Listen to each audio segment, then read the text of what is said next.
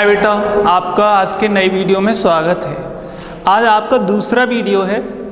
पहले वीडियो में आपने देखा था कि उसमें हमने जो लिखा था उसमें राइटिंग छोटा था, यानी जो वर्ड हमने बनाए थे वो छोटे थे।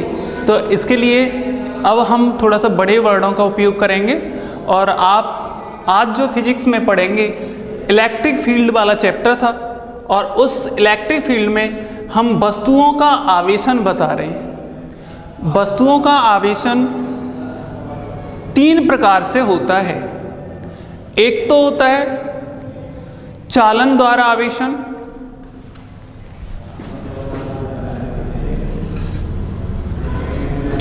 चालन द्वारा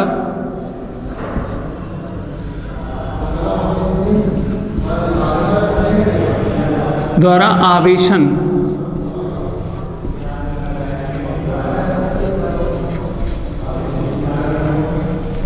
एक दूसरा होता है घर्षण द्वारा आवेशन,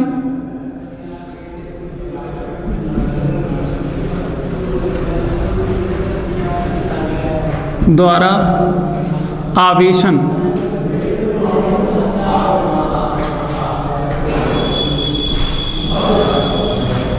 एक तीसरा होता है प्रेरण द्वारा आवेशन, प्रेरण द्वारा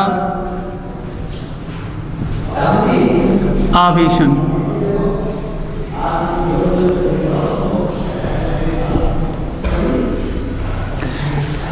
किसी भी वस्तु को तीन प्रकार से हम आवेशित कर सकते हैं। एक तो चालन द्वारा आवेशन, एक दूसरा घर्षण द्वारा आवेशन और एक प्रेरण द्वारा आवेशन।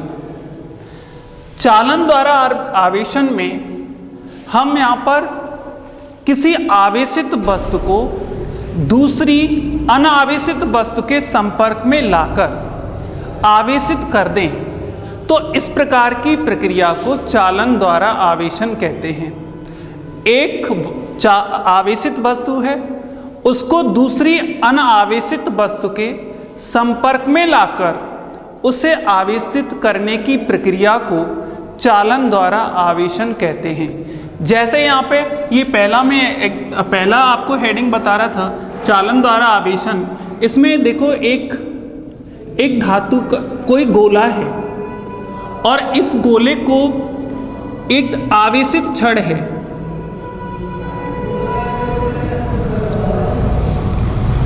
ये आवेशित छड़ है और ये अनावेशित है, यानी अनावेशित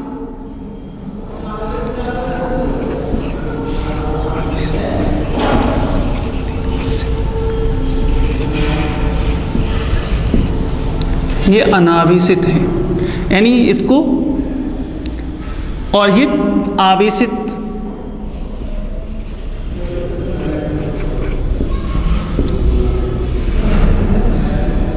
छड़ है।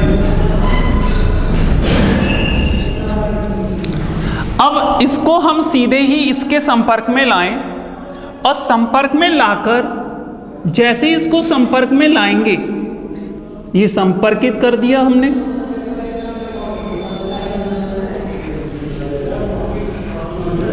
तो इसका आवेश कुछ कम हो जाएगा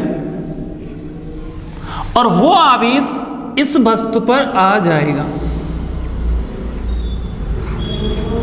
इस वस्तु पर आ जाएगा। अब इनको दोनों को अलग अलग भी कर दें, इसको अलग कर दिया तो ये आवेशित हो गई और ये अब ये छड़ है ही।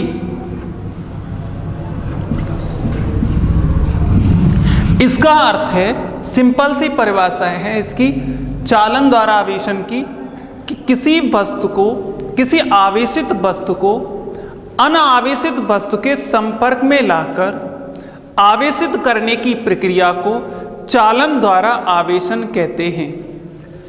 अब आपको, जैसे अब मान लो कि ये अनावेशित वस्तु है, ये दो प्रकार की होती हैं वस्तुएं, दो प्रकार की, चालक वस्तु और चालक वस्तु होती है और एक अचालक वस्तु होती है। चालक वस्तु वे होती हैं जिनमें मुक्त इलेक्ट्रॉन भ्रमण कर सकते हैं। आवेश एक स्थान से दूसरे स्थान तक पहुंच जाता है। अचालक वस्तुएं वे होती हैं जिनमें मुक्त इलेक्ट्रॉन नहीं होते और मुक्त इलेक्ट्रॉन न होने के कारण आवेश गति नहीं करता। अब जैसे ही हम इसको आवेशित करें यानी इसको इस संपर्क में लाएंगे तो इसका कुछ आवेश इस पर आ जाएगा। यदि ये चालक वस्तु है तो आवेश संपूर्ण पृष्ठ पर आएगा, अंदर आवेश शून्य होगा। उसका एक कारण होता है, वो वैसे आपको आगे पढ़ाएंगे, पर यहाँ पे भी आपको इसे बता देते हैं। देखो ये कोई चालक वस्तु है, ये चालक वस्तु है और इसे हम आवेश दे रहे हैं। जैसे मान लो इसको आवेश दिया, ये धन आवेश है। अब इन आवेशों के मध्य कौन सा बल लगेगा? समान प्रकार के आवेशों के मध्य प्रतिकर्षण बल लगता है। ये समान प्रकार का आवेश है और समान प्रकार के आवेशित कणों के बीच प्रतिकर्षण बल लगेगा। अब जब इनके बीच में प्रतिकर्षण बल लगेगा आपस में, तो क्योंकि चालक है और चालक वस्तुओं में आवेश गति कर जाता है, तो ये आवेश क्या कर सकता है? गति कर सकता है। जब इनके बीच में प्रतिकर्षण बल लगेगा तो ये आवेश चलने लग जाएंगे, पर चलकर कहां पे पहुंचेंगे? आप देखो, अधिकतम दूर जाएंगे। और अधिकतम दूर कहां पर जा सकते हैं? पृष्ठ से आगे तो जा नहीं पाएंगे, तो ये पृष्ठ पर पहुंच जाते हैं। कहां पे पहुंचे? पृष्ठ पर। एक बार फिर देखो इसको कि इस वस्तु यानी ये चालक वस्तु है। कैसी है? चालक वस्तु है और इसको आवेश दिया गया और आवेश इस वस्तु पर पहुंच गया। पहुंचने के बाद आवेशित कणों के मध्य प्रतिकर्षण बल लगेगा और यह प्रतिकर्षण बल एक दूसरे यानी इन कणों को दूर हटाएगा। ये चालक है इसलिए इनमें आवेश गति कर सकता है। गति करने के कारण यह आवेश अधिकतम दूर जाएगा। और अधिकतम दूर कितनी दूर जाएगा? पृष्ठ से तो दूर जाएगा नहीं, तो वो कहां पे पहुंच जाएगा? यहां से हटकर पृष्ठ पर। ऐसे पृष्ठ पर पहुंच जाएगा। यानी ये संपूर्ण आवेश कहां पे पहुंच गया? पृष्ठ पर। मैं आपसे कह रहा था किसी चालक वस्तु को जब आवेश देते हैं तो वह आवेश पृष्ठ पर पहुंच जाता है। तो इस तरह से अंदर आवेश क्या रहता है? शून्य रहता है। ऐसे ही ये अचालक होती तो अचालक वस्तुओं में आवेश गति नहीं करता। जब गति नहीं करता तो आवेश उसके संपूर्ण आयतन में समान रूप से फैलता है। संपूर्ण आयतन में समान रूप से यानी प्रतिकर्षण बल के कारण वो आवेश हट नहीं पाता अपने स्थान से। प्रतिकर्षण बल तो लगता है पर वो हट नहीं पाता, क्योंकि अचालक में आवेश गति नहीं करता। क्योंकि इसमें आवेश जो गति करता है मुक्त इलेक्ट्रॉन के द्वारा करता है और इसलिए यह आवेश गति नहीं कर पाएगा, संपूर्ण आयतन में फैलेगा। तो मैं अभी इसकी बात नहीं कर रहा था आपसे, मैं असली इनकी बात कर रहा था। तो चालक किसी वस्तु को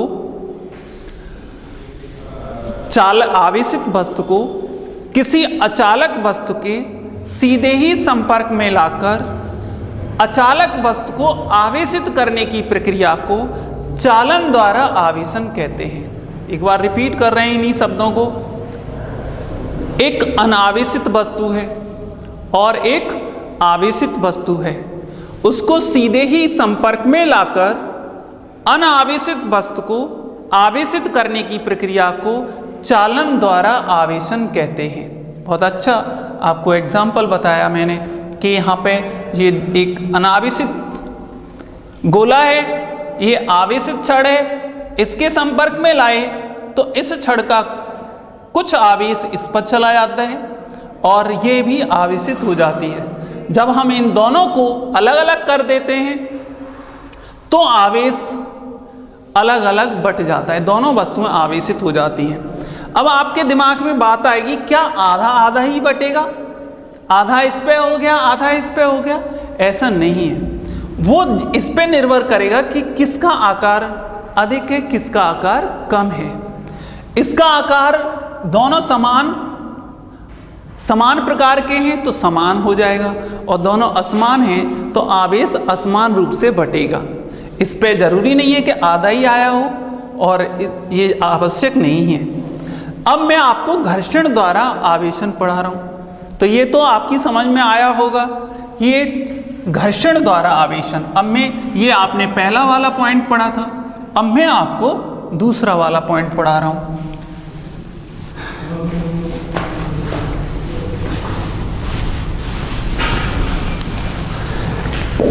घर्षण द्वारा आवेशन में इसमें एक वस्तु को दूसरी वस्तु से रगड़ा जाता है। आप जानते हैं कि आवेश की उत्पत्ति केवल इलेक्ट्रॉन द्वारा ही होती है, इलेक्ट्रॉन के स्थानांतरण द्वारा होती है। इलेक्ट्रॉन का स्थानांतरण ही होता है, प्रोटॉन का स्थानांतरण नहीं होता। अब आप सोचेंगे कि प्रोटॉन का स्थानांतरण क्यों नहीं होता? क्योंकि प्रोटॉन नाभिक में होता है और वृत्तीय कक्षाएं, और नाभिक जो होता है परमाणु के केंद्र पर होता है, परमाणु के केंद्र पर होता है। इस केंद्र पर हमें प्रोटॉन निकालने के लिए बाहर से अधिक ऊर्जा देनी पड़ेगी, अधिक ऊर्जा इसको देनी पड़ेगी, तब इससे प्रोटॉन निकलेगा। इसलिए प्रोटॉन को नाभिक से हटाना बहुत कठिन काम है, उसके लिए अधिक ऊर्जा की आवश्यकता होती है। जबकि हम जानते हैं इलेक्ट्रॉन जो वृत्तीय कक्षाओं में परिक्रमा करता है, अब बाहर वाली कक्षा नाभिक से दूर होती है लेकिन सतह के पास होती है, उसके इलेक्ट्रॉन को कम ऊर्जा देकर ही निकाला जा सकता है। वैसे भी आप जानते हैं कि नाभिक से जैसे जैसे दूर जाते हैं, ऊर्जा स्तर जितनी दूर होंगे उसकी ऊर्जा उतनी ज़्यादा होगी। यानी बाहर वाली कक्षा में इलेक्ट्रॉन की ऊर्जा अधिक होती है, उसे थोड़ी सी ऊर्जा और मिल जाए तो वो कक्षा से बाहर निकल जाता है। इस प्रकार आवेश का स्थानांतरण केवल इलेक्ट्रॉन द्वारा होता है। अब घर्षण द्वारा आवेशन कर रहे हैं हम। किसी एक वस्तु को दूसरी वस्तु से रगड़ा जाता है, तो एक वस्तु से इलेक्ट्रॉन निकलते हैं, दूसरी वस्तु पर पहुंचते हैं।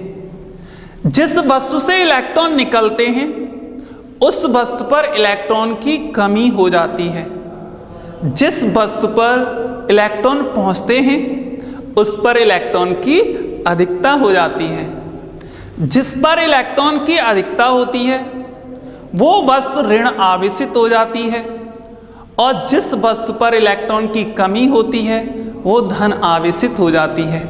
इस प्रकार एक वस्तु को दूसरी वस्तु से रगड़ते हैं तो दोनों वस्तुएं आवेशित हो जाती हैं।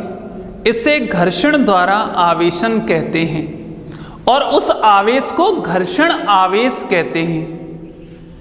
अब आपको समझ में आया होगा घर्षण द्वारा आवेशन। एक बार फिर रिपीट कर रहे हैं अपनी बात को। जब एक वस्तु को दूसरी वस्तु से रगड़ा जाता है तो एक वस्तु से इलेक्ट्रॉन हटते हैं, दूसरी वस्तु पर पहुंच जाते हैं। एक वस्तु पर इलेक्ट्रॉन की कमी हो जाती है, एक वस्तु पर इलेक्ट्रॉन की अधिकता हो जाती है। अर्थात जिस वस्तु से इलेक्ट्रॉन निकलते हैं उस पर इलेक्ट्रॉन की कमी हो जाती है, जिस पर इलेक्ट्रॉन पहुंचते हैं उस पर इलेक्ट्रॉन की अधिकता हो जाती है। जिस पर इलेक्ट्रॉन की अधिकता होती है वो वस्तु ऋण आवेशित हो जाती है, और जिस वस्तु से इलेक्ट्रॉन निकलते हैं अर्थात इलेक्ट्रॉन की कमी होती है उस पर धन आवेश आ जाता है। इस घटना को घर्षण द्वारा आवेशन कहते हैं, और उस आवेश को घर्षण आवेश कहते हैं। आप देखिएगा, ये उदाहरण एक आपने पढ़ा था, आवनूस की छड़, एवोनाइट की छड़। आवनूस की छड़ को बिल्ली की खाल कैट फर या कैट स्किन से रबिंग करते हैं या उसको घिसते हैं तो बिल्ली की खाल पर धनावेश आ जाता है और आवनुस की छड़ पर यानी एवोनाइट की छड़ पर ऋण आवेश आ जाता है। ऐसे ही हमने कांच की छड़ को सिल्क से रगड़ा और सिल्क से रगड़ने के बाद देखा कि सिल्क पर ऋण आवेश आ जाता है और कांच की छड़ पर धन आवेश आ जाता है। आपके दिमाग में वही बात आ रही होगी कि सिल्क पर ऋण आवेश क्यों आया और कांच की छड़ पर धन आवेश क्यों आया। कांच की छड़ के परमाणुओं से इलेक्ट्रॉन नहीं हट पाए होंगे, हम इतनी ऊर्जा नहीं दे पाए। उससे पहले ही सिल्क उससे हट गए होंगे, कांच की छड़ से इलेक्ट्रॉन हट गए होंगे और वो कहां पे पहुंच गए, सिल्क पर पहुंच गए, जिससे सिल्क ऋण आवेशित हो जाती है और कांच की छड़ धन आवेशित हो जाती है। अब यहां पर इस प्रकार के मैंने आपको घर्षण द्वारा आवेशन के कुछ उदाहरण दिए। एक तो कौन सा, कांच की छड़ और रेशम का। कांच की छड़ धन आवेशित होती है और सिल्क यानी रेशम जो होती है वो ऋण आवेशित हो जाती है। ऐसी बिल्ली की खाल का और आवनुस छड़ यानी एवोनाइट की छड़ के लिए आपको मैंने बताया कि एवोनाइट की छड़ ऋण आवेशित हो जाती है और बिल्ली की खाल धन आवेशित हो जाती है। बिल्ली की खाल से यहाँ पे रेशेदार पदार्थों से मतलब होता है। हम ऐसे भी तो कर सकते हैं, सूखे बालों से कंघे को घिसकर जमीन के संपर्क में लाते हैं तो उससे कंघे से भी तो छोटे छोटे कण होते हैं, यानी कागज के टुकड़े, क्रस्ट यानी तिनके, धूल आदि चिपक जाती है। आपको पता है कि धूल पर ऋण आवेश होता है, इसका मतलब कंघा कौन सा आवेशित हो गया होगा, धन आवेशित। जब कंघा धन आवेशित हो गया होगा तो हमारे बालों पर उसी कंघे को यदि हम सूखे बालों के पास लाएं तो वो बाल है ना कंघे की ओर आकर्षित हो जाते हैं, अर्थात वो खड़े हो जाते हैं। इसका मतलब बालों पर भी तो आवेश आया था, तो बालों पर कौन सा आवेश आया होगा, यानी बालों पर ऋण आवेश आया होगा, कंघे पर धन आवेश। इस तरह की घटना घर्षण द्वारा आवेशन कहलाती है। मैं आपको प्रेरण द्वारा आवेशन बता रहा हूं इस समय। अब प्रेरण द्वारा आवेशन, प्रेरण का मतलब प्रेरित हो जाए, यानी हम ऐसा करें केवल देखकर दूसरा पढ़ रहा है उसको देखकर हम भी पढ़ने लग जाएं। हमें उससे क्या मिला, उससे देखकर, उसने कहा नहीं हमसे, हम तो केवल उसको पढ़ने वाले को देख रहे हैं, दूर बैठा पढ़ रहा है, तो हमें लगा कि हमें भी पढ़ना चाहिए और उसे देखकर हम भी पढ़ने लग गए। तो हमें उसने कुछ नहीं कहा, वो हमारे टच में भी नहीं आया, लेकिन हम क्या होने लगे, पढ़ने लगे। ये भी तो प्रेरण का ही एक उदाहरण हो सकता है, पर हम यहाँ आवेशन से संबंधित प्रेरण की बात कर रहे हैं, वो पढ़ाई से संबंधित था। तो प्रेरण द्वारा आवेशन में हम क्या करेंगे कि एक आवेशित वस्तु है और बिना संपर्क में लाए एक अनावेशित वस्तु को आवेशित कर दें। एक आवेशित वस्तु है, आवेशित वस्तु द्वारा एक अनावेशित वस्तु को बिना संपर्क में लाए आवेशित करने की प्रक्रिया को प्रेरण द्वारा आवेशन कहते हैं। एक बार मेरी बात को दोबारा सुने। एक आवेशित वस्तु द्वारा दूसरी अनावेशित वस्तु को बिना संपर्क में लाए अनावेशित वस्तु को आवेशित करने की प्रक्रिया को प्रेरण द्वारा आवेशन कहते हैं। आप समझ पाए होंगे अनावेशित वस्तु को कैसे आवेशित किया जा सकता है। अनावेशित वस्तु को हम बिना संपर्क में लाए, यानी आवेशित वस्तु के बिना संपर्क में लाए और उसे आवेशित कर दें, तो इस प्रकार को प्रेरण द्वारा आवेशन कहते हैं। अब देखना एक उदाहरण, बहुत अच्छा उदाहरण आपको प्रयास करेंगे कि आपकी समझ में आए। यहां पे एक गोला है, ये अनावेशित है। मैं 2-3 उदाहरण लेके आपको समझाने का प्रयत्न करूंगा।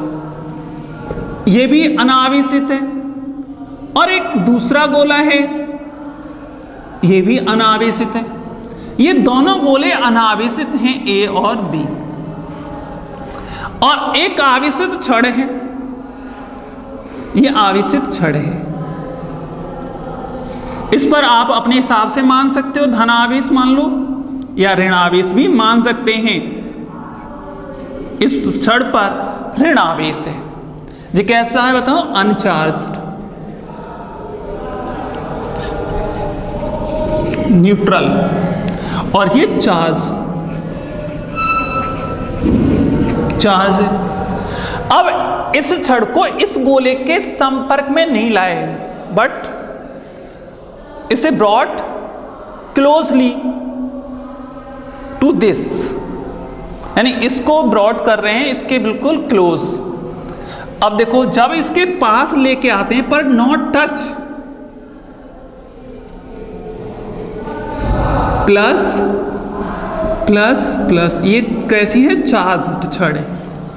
और इसको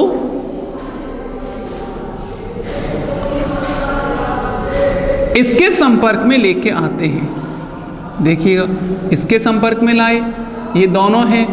अब इसमें होगा क्या कि इस पर न्यूट्रल है, तो ऋण और धन आवेश समान होगा। ये कैसा है बताओ? न्यूट्रल। ये दोनों अनावेशित हैं, इसका मतलब धन और ऋण आवेश समान है इन पर। जब ऋण धन आवेश समान है तो प्रतिकर्षण के कारण इन दोनों गोलों का जो धन आवेश है वो इधर चला जाएगा। इन दोनों गोलों का धन आवेश इधर चला गया, और आकर्षण के कारण इन दोनों गोलों का ऋण आवेश इधर आ जाएगा। ऋण आवेश इधर आ गया। जब ये धनावेश पहुंच गया, ये ऋण आवेश इधर आ गया। लेकिन हमने इस छड़ को इन दोनों गोलों के संपर्क में यानी स्पर्श नहीं कराया। जब इस छड़ को अब हम इसी की उपस्थिति में इन दोनों गोलों को अलग कर देते हैं, इन दोनों गोलों को हमने इसकी उपस्थिति में, ध्यान रखना है उपस्थिति में ही, इसको हमने क्या कर दिया? इन दोनों गोलों को आपस में अलग कर दिया। ऋण आवेश अब भी इधर ही है और धन आवेश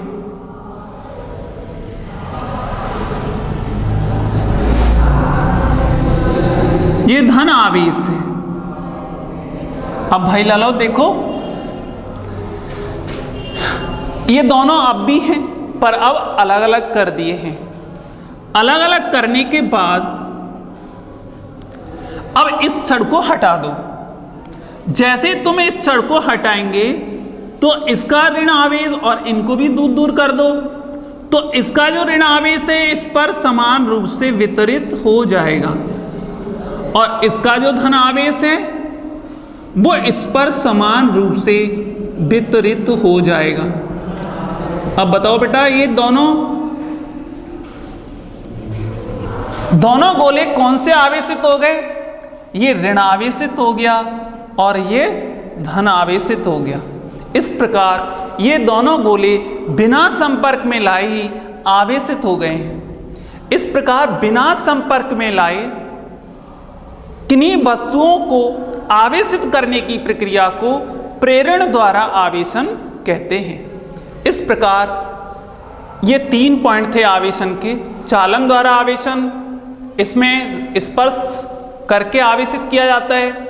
घर्षण द्वारा आवेशन, इसमें एक वस्तु को दूसरी वस्तु के संपर्क में लाकर आवेशित किया जाता है, यानी संपर्क में लाकर और रबिंग करके आवेशित किया जाता है।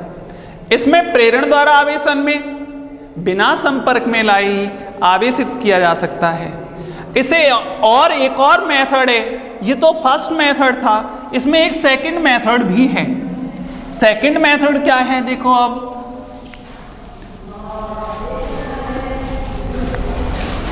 जी तो एक वस्तु को धनावेशित और एक को ऋणावेशित करने की प्रक्रिया में मैंने बताया। एक दूसरा ऐसा ही उदाहरण ले सकते हैं कि एक गोला है, ये आपको आवेशित करना है, ऐसे भी कह सकता है कि ऋण आवेश, प्रेरण द्वारा ऋण आवेशित कीजिए, तो आपको यहां पर धन आवेशित छड़ लेनी पड़ेगी। एक दूसरी, एक ये है और एक ऋण आवेशित छड़ है, धन आवेशित छड़ है। मतलब जैसे कहेगा कि ऋण आवेशित कीजिए तो आपको धन आवेशित छड़ लेनी पड़ेगी, और यदि कहे कि इसको धन आवेशित करिए तो यहाँ पे ऋण आवेशित छड़ लेनी होगी। तो आपको मैं समझा रहा हूँ, आप बताओ इसको कौन सा उदासीन, मतलब ये उदासीन गोला है, धन आवेशित करना है कि ऋण आवेशित करना है। मान लो आपको ऋण आवेशित करना है, ऋण आवेशित करना है इसको, तो मैं कौन सी छड़ ले लूं? धन आवेशित छड़ ले लूं। जो धन आवेशित छड़ ले ली, अब इस धन आवेशित छड़ को इसके क्लोज ला रहे हैं। अब क्लोज मतलब नियर टू दिस स्पेयर, ये इसके पास लेके आए,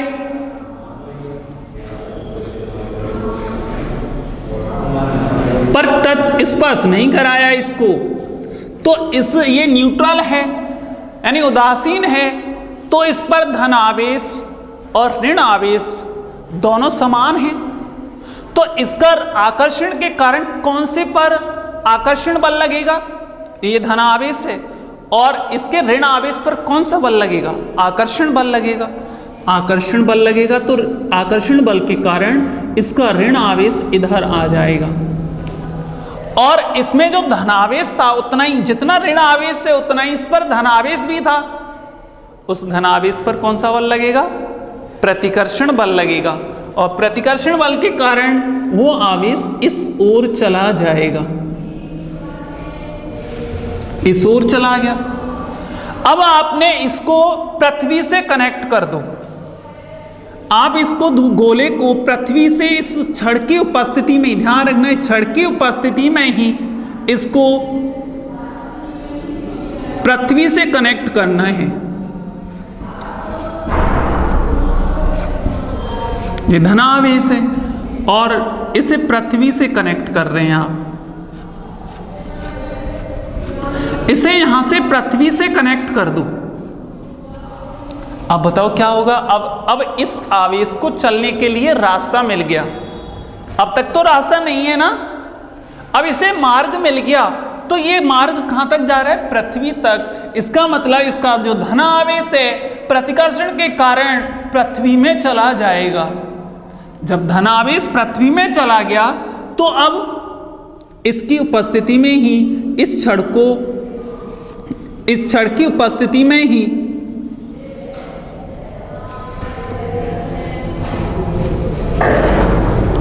इस गोले को पृथ्वी से अलग कर दो, इस गोले को पृथ्वी से डिस्कनेक्ट कर दिया। अब इस छड़ को हटा दो। जैसे इस छड़ को हटाएंगे तो इसका जो ऋण आवेश है संपूर्ण आयतन में समान रूप से वितरित हो जाएगा।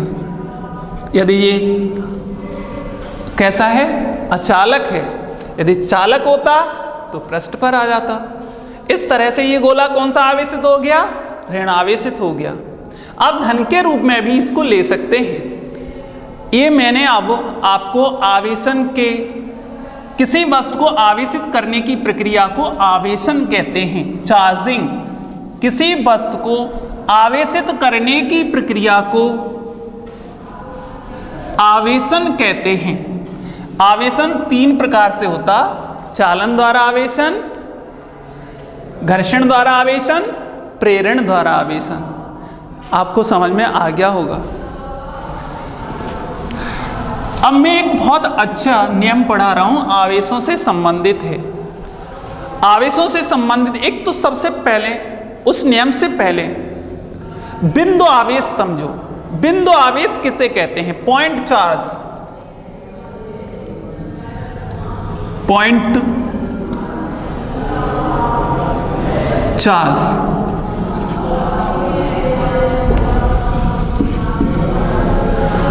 पॉइंट चार्ज किसे कहते हैं, ऐसा पूछा जाता है। यानी बिंदु आवेश।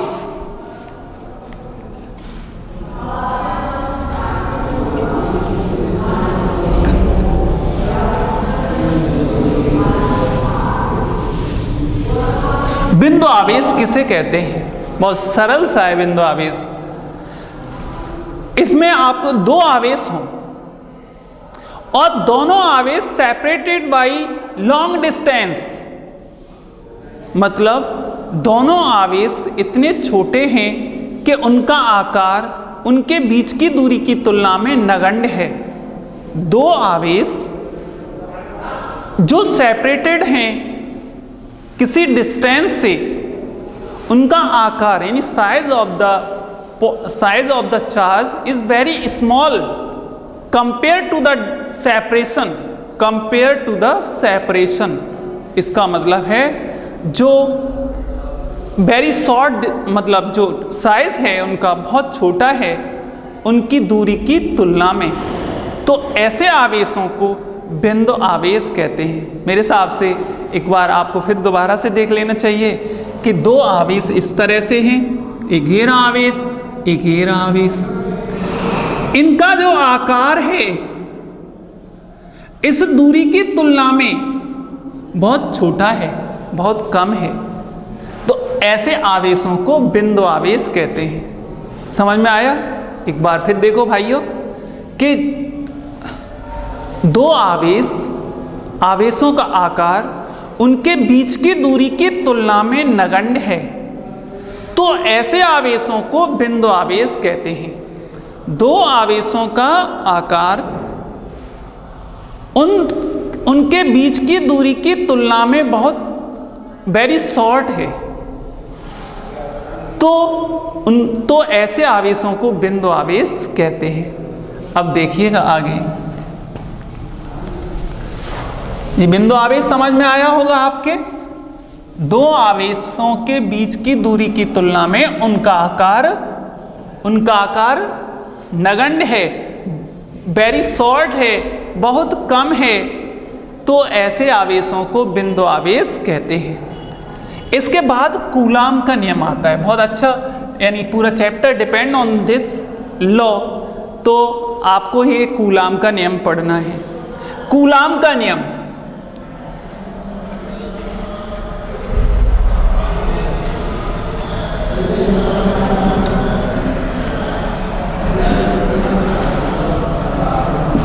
Coulombs law.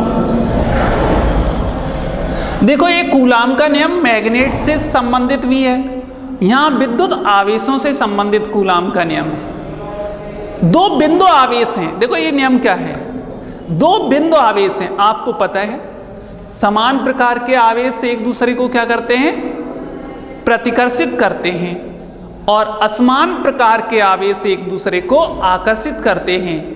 यानी सजातीय आवेश एक दूसरे को प्रतिकर्षित करते हैं और विजातीय आवेश एक दूसरे को आकर्षित करते हैं। अब इसका मतलब वो जो आकर्षण बल है उसे विद्युत बल कहते हैं।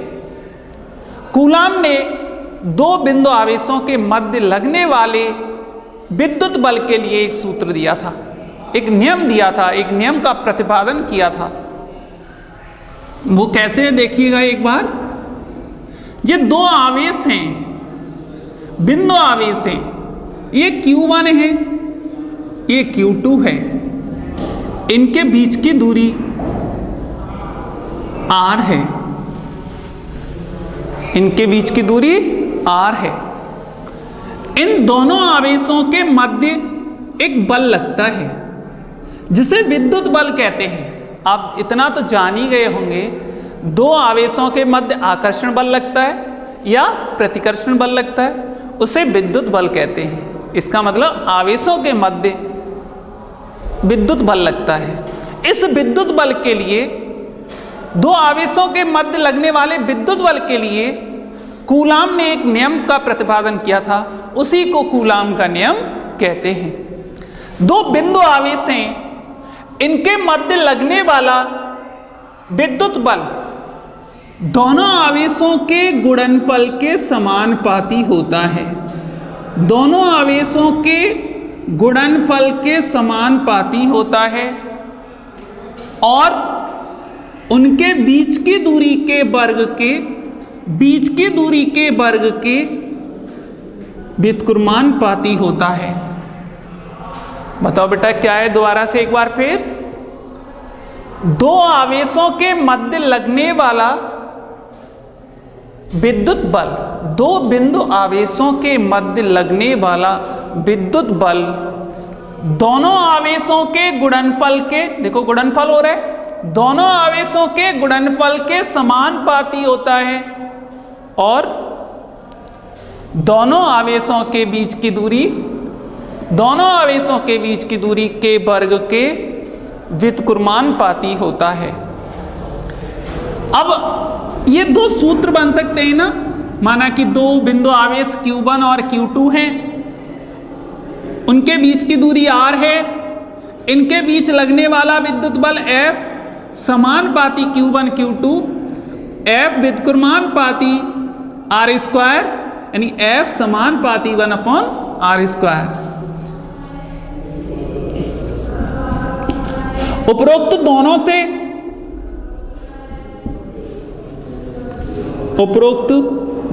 से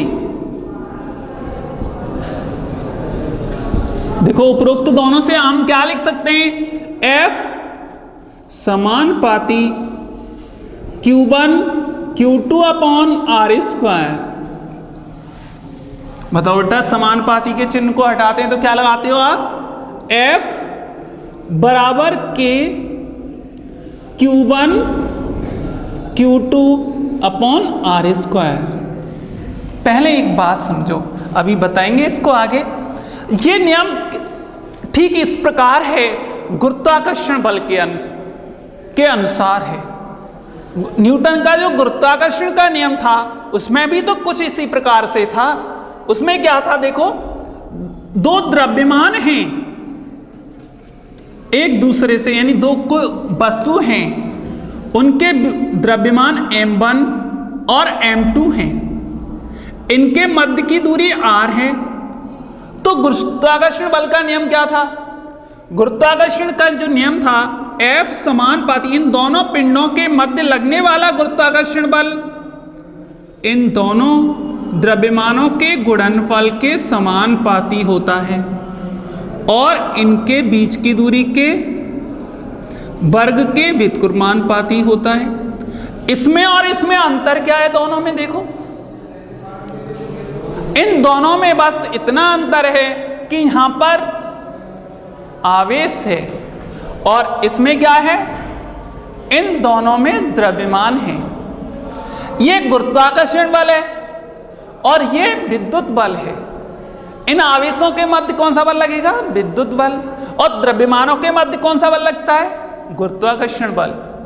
ये द्रव्यमान है, इनमें गुरुत्वाकर्षण बल। बताओ इसमें क्या लिखा आपने, F समानुपाती m1 m2/r² होता है और F बराबर यहां पे आपको G लिखा था, m1 m2/r² होता है।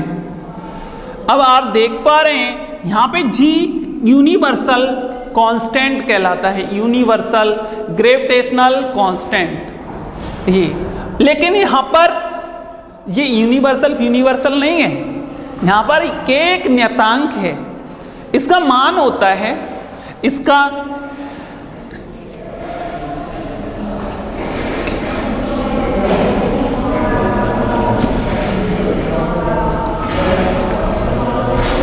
कांस्टेंट।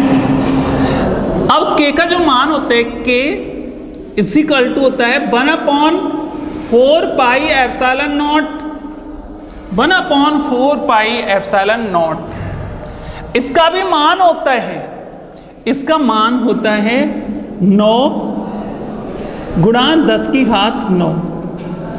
अब भाई लालाओ देखो, इसमें आपको बताया था 11th क्लास में कि जो मात्रक कैसे निकालते हैं, मात्रक सदैव सूत्र के आधार पर निकाले जाते हैं।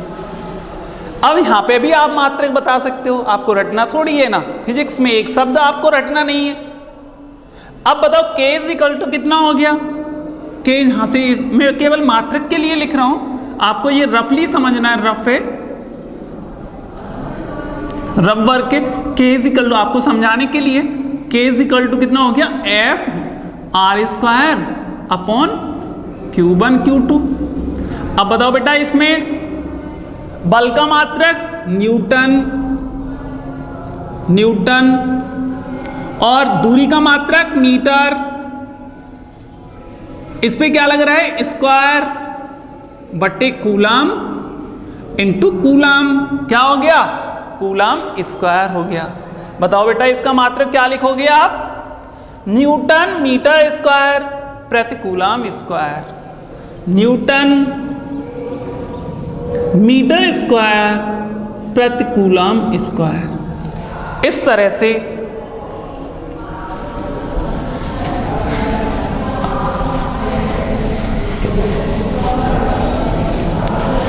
फिर इसमें आपने जब ये लिख दिया तो इसके बाद एप्सिलॉन क्या है? यहां एप्सिलॉन यहां को हियर से प्रदर्शित करते हैं, हियर।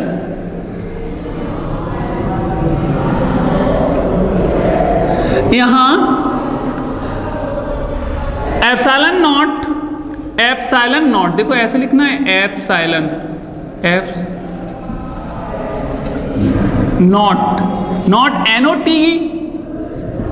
या NOT नहीं होता, ये अलग होता है, not NAUGHT, not. Epsilon not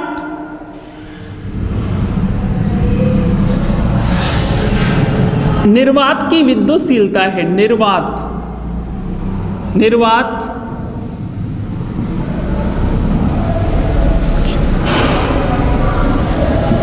की विद्युतशीलता।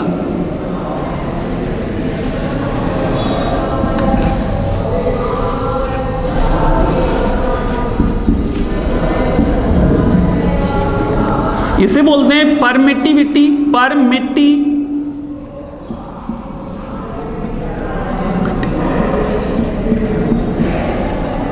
परमिटिविटी है। अब देखो ये इस तरह से एप्सिलॉन है, इसका भी मान होता है epsilon naught is equal to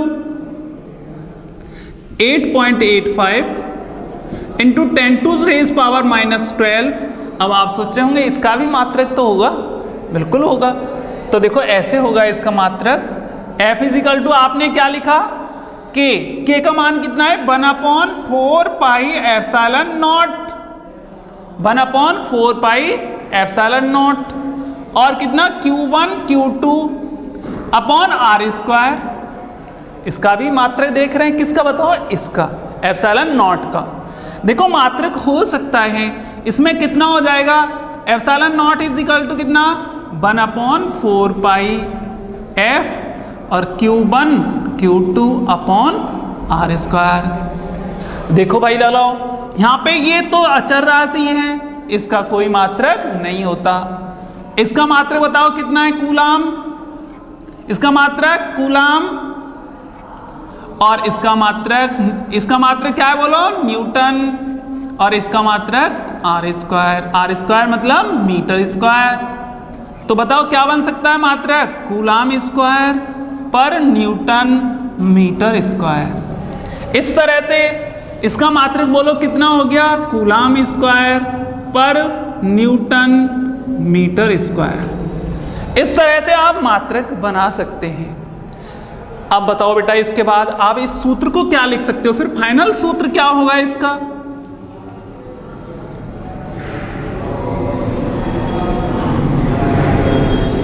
इसका फाइनल सूत्र होगा तब F is equal to 1/4 pi epsilon naught Q1 Q2 upon R square, Q1 Q2 upon R square. ये आपका न्यूटन कूलाम का नियम था। इसे थोड़ा सा अभी आगे और बढ़ाएं। यदि ये तो निर्वात में दोनों आवेश निर्वात में रखे हों तब, पहले एक बार रिपीट कर रहे हैं अपने पॉइंट को दोबारा से। कूलाम ने दो बिंदु आवेशों के मध्य लगने वाले विद्युत बल के लिए, दो आवेशों के मध्य लगने वाले विद्युत बल के लिए एक नियम का प्रतिपादन किया था। उसे कूलाम का नियम कहते हैं। इस नियम के अनुसार दो बिंदु आवेशों के मध्य लगने वाला विद्युत बल दोनों आवेशों के गुणनफल के, देखो यहां पे गुणनफल हो रहा है, नहीं हो रहा, दोनों आवेशों के गुणनफल के समानुपाती होता है। और बताओ बेटा इसमें ये दूरी क्या है, r, तो यहां पे क्या हो रहा है, r स्क्वायर, और दोनों आवेशों के बीच की दूरी के वर्ग के व्युत्क्रमानुपाती होता है। अब दोनों को मिलाया आपने, इससे और इससे मिलाया, तो F समानुपाती Q1 Q2 बटे R स्क्वायर हो जाएगा। अब समानुपाती के चिन्ह को हटाते हो तो क्या लगाते हो आप, एक कांस्टेंट लगाते हो, तो आपने एक कांस्टेंट लगा दिया। फिर बेटा देखो इसमें K भी एक कांस्टेंट, K एक नियतांक है। जब यहाँ पे भी K का एक मान होता है, वो मान कितना है, 9 × 10⁹। वहां पे जब आपको G के बारे में मैंने बताया, G गुरुत्वाकर्षण स्थिरांक है, तो यहाँ पे K भी एक नियतांक है। वहां पे गुरुत्वाकर्षण स्थिरांक का मान सभी जगह पर समान होता है, लेकिन ये किसी माध्यम में समान नहीं होता। माध्यम के बदलने पर ये मान भी बदल जाते हैं, क्योंकि वहां पर फिर एप्सिलॉन 0 नहीं आता। वहां पर देखो बेटा इसके बाद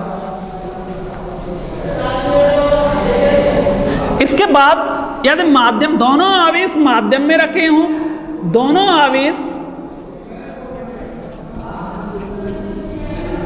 आवेश किसी माध्यम में रखे हों,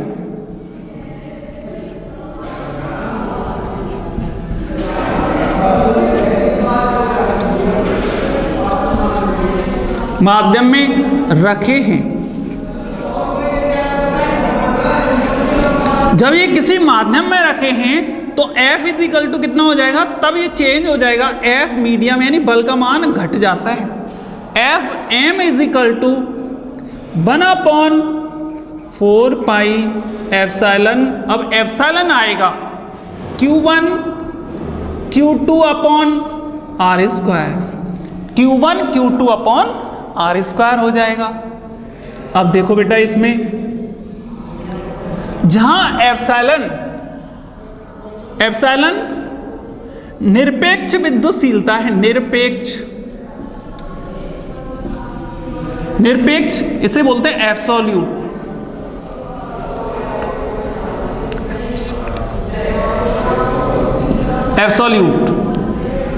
निरपेक्ष विद्युतशीलता है। निरपेक्ष विद्युतशीलता, अब एप्सिलॉन इजिकल टू होता है एप्सिलॉन 0 एप्सिलॉन आर को परावैद्युतांक कहते हैं। एप्सिलॉन आर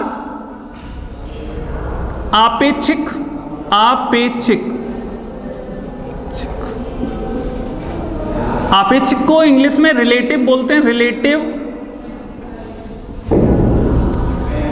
आपेक्षिक विद्युतशीलता है,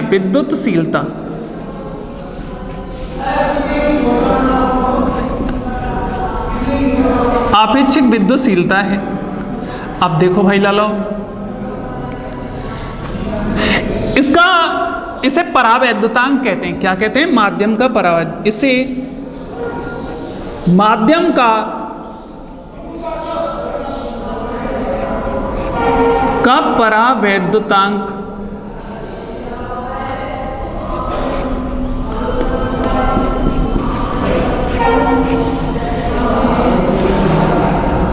कहते हैं। बेटा देखो इतना आपका ये टॉपिक था, इसने फॉर्मूला को डायरेक्ट ऐसे लिख सकते हैं, m is equal to 1/4 pi epsilon naught epsilon r Q1 Q2 upon R square.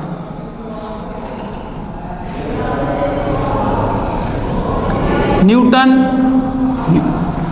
इस प्रकार आज के वीडियो में इतना ही है। ये कूलाम का नियम था। अगले वीडियो में आपको आगे पढ़ाएंगे। आप बहुत अच्छी तरह से पढ़ेंगे ऐसा विश्वास है, आपकी समझ में आया होगा। Thank you.